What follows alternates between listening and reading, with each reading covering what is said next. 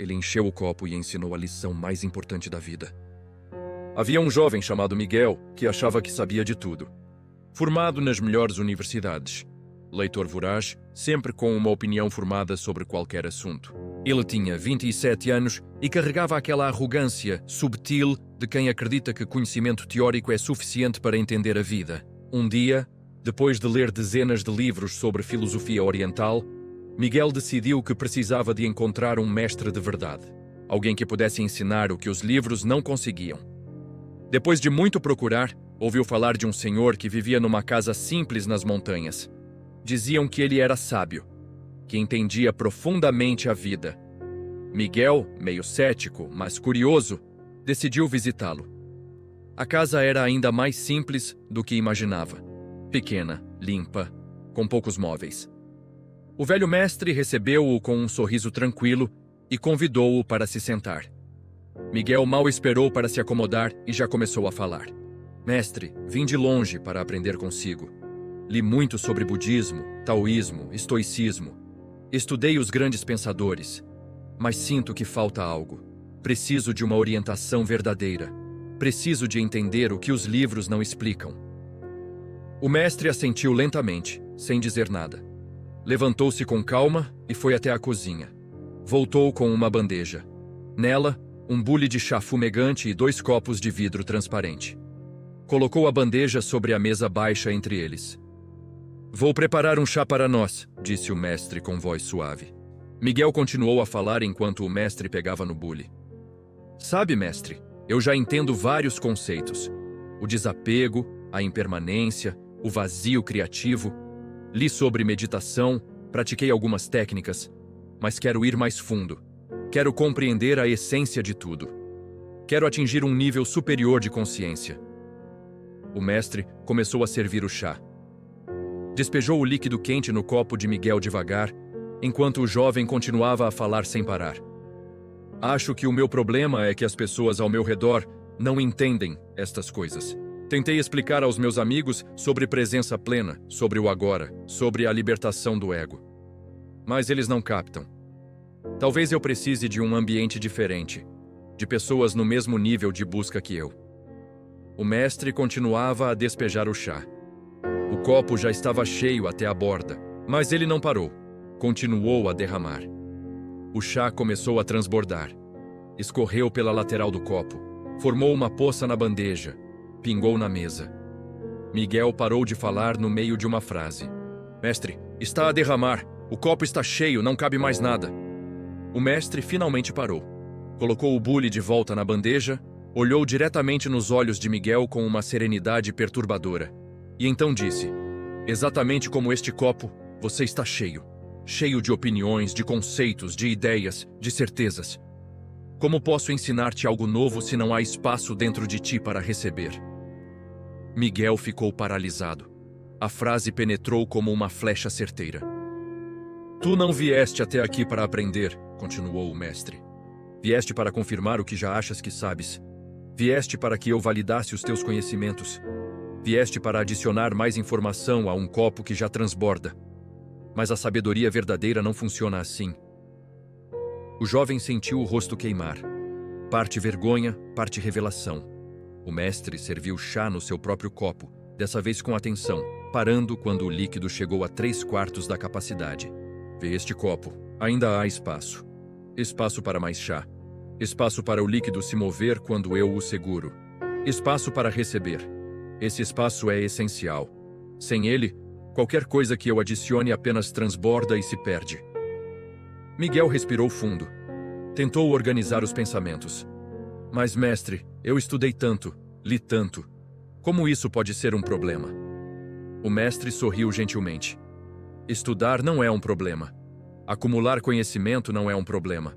O problema é quando confundes informação com sabedoria. Quando enches tanto a cabeça que não há mais espaço para a experiência, para o silêncio, para a dúvida, para a escuta verdadeira. Ele tomou um gole do chá. Sabedoria não é o que tu sabes. É o espaço que tu crias para o novo. É a humildade de reconhecer que há sempre mais para aprender.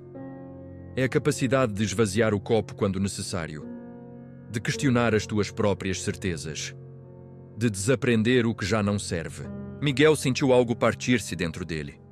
Todas aquelas horas a ler, a estudar, a acumular informações, ele achava que se estava a preparar.